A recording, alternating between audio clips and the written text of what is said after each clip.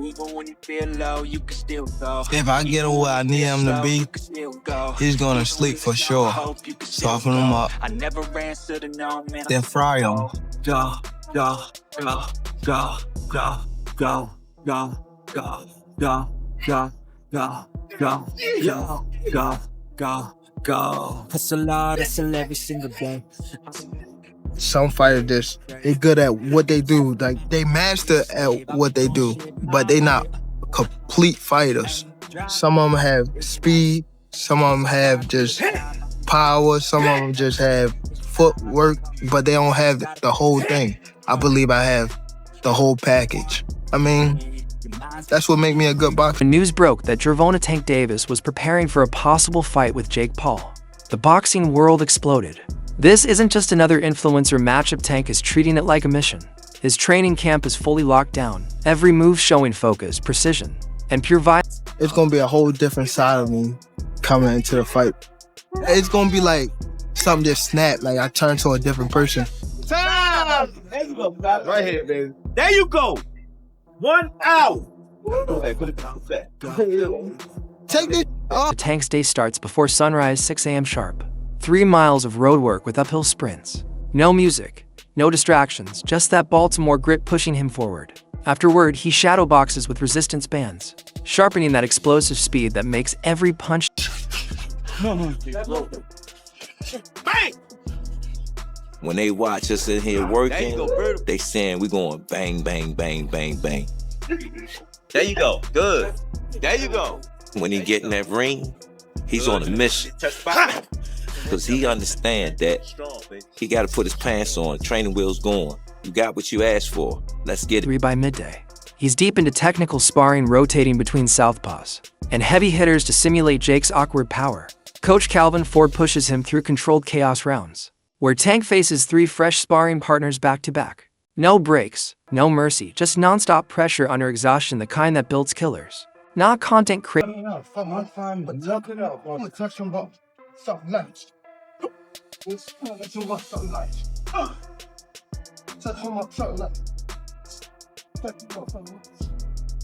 Always supposed to.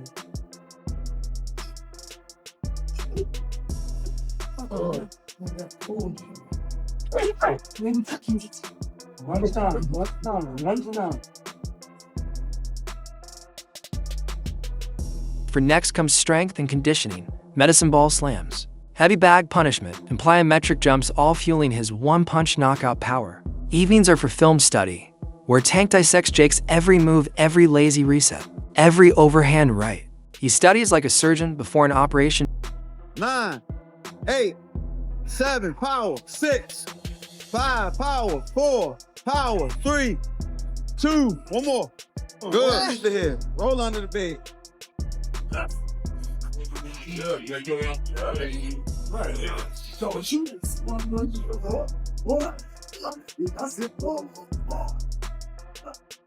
His diet is locked into lean protein, zero sugar, and hydration tracked daily like it's fight night. Sources inside the gym say Tank looks sharper, faster, and meaner than he did before the Ryan Garcia fight. Jake Paul may have YouTube clout and size, but Tank's got violence in his DNA and discipline in his soul. When they finally meet in the ring, it won't just be a fight, it'll be a reality check delivered through a left uppercut. Well, I think when he weighed in for Mike Tyson was 227 pounds. That is, if I'm not mistaken, a 92 pound weight difference. Almost a 100 pound weight difference. It's insane. That is called one thing. That's called being a... Speaking of Tank's lockdown camp, Calvin Ford didn't just confirm the grind, he brought the receipts. One hot topic, the glove size debate. Ford pointed out that even a small change, whether it's 8, 10, or 12 ounces, can completely alter the fight's texture. He called for fairness, not theatrics, and exposed the small details promoters often ignore. Only concern is, the gloves. You understand what I'm saying? Because we don't fight in 12-ounce gloves. We don't use 12-ounce gloves. That's training gloves, you know what I'm saying? So my thing is, I said, they said, put Tank in 8s, put him in 10s. That makes the fight more interesting. You know what I'm saying? And we'll go from there because I understand. And I brought that question up to one of his handlers. They was, no, we don't want to do no mismatch. Ford also refused to underestimate Jake. He broke down that intense face-off moment when Jake stepped into Tank's space, and Tank didn't flinch. That glimpse tells you the beast is still there, he said. Translation: this isn't a walk in the park. Ford's leading with discipline, film study, and purpose, not ego or hype. Lost the line too close. He was like in his chest. He was in his chest, and that's why Tank was like backing off. When I seen that, I said, okay, it's glimpse of Tank still in there, you know what I'm saying? You know, so when I seen him, you know, cross that threshold, man, back up off of me, you know, because last fight he was too friendly with me. But it's the personal side that really hits home.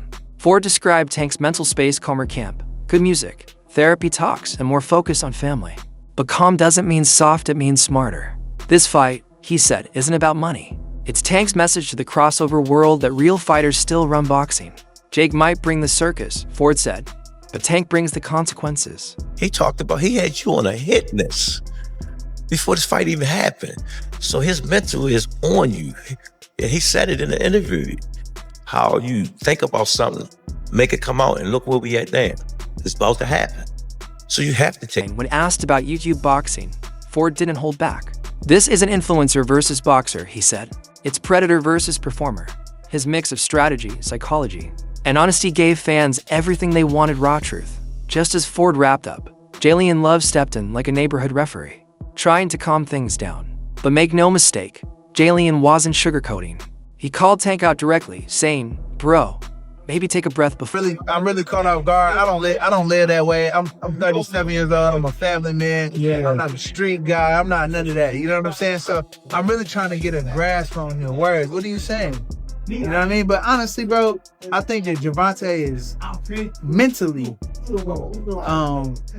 got some things we need to figure out. You know what I mean? Because this beef ain't with me. At the end of the day, we're doing big. Tank's been moving like a man who bench presses grudges. You can feel that tension building before fight week. But here's the twist: Julian actually started defending Jake Paul. Yeah, the YouTuber got some respect for once. He admitted Jake's size gives him an advantage, but Tank's timing and precision make him lethal. Somebody's getting caught, Julian said, and you could feel it like a spoiler before the final scene.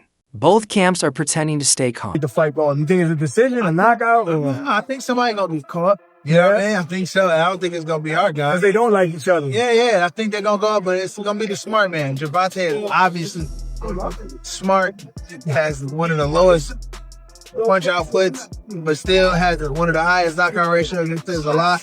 It's just IQ. There's gonna be a lot of IQ floating around that ring, and whoever has. And then Jake Paul turned up the heat, saying he's ready to baptize Tank Davis with smaller gloves like it's no big deal. The man said it so casually, it sounded like a coffee order. Yeah, I'll take the Veni Mocha, and I'm knocking Tank out. His confidence is through the roof. He's not talking like a YouTuber anymore. He's talking like a real fighter, saying he doesn't care about weight or money, just about throwing hands and settling things man dash to dash man. I have beef. I'm not a traditional boxer. If someone has beef with me and they've shit about me and they've called, said things online and criticized my career, let's run it, bro. I'm old school. Like I'm not a traditional boxer. I just want to fight people. If he's gonna talk shit about my career, I don't care about weight, spectacle, WWE, whatever anyone wants to say. Bro, How did you feel when Tank pushed you up there? I didn't even notice it at first, honestly. I want to see the replay. Like, I don't even know if I moved at all. But it was pretty fast. I didn't see it coming. So we'll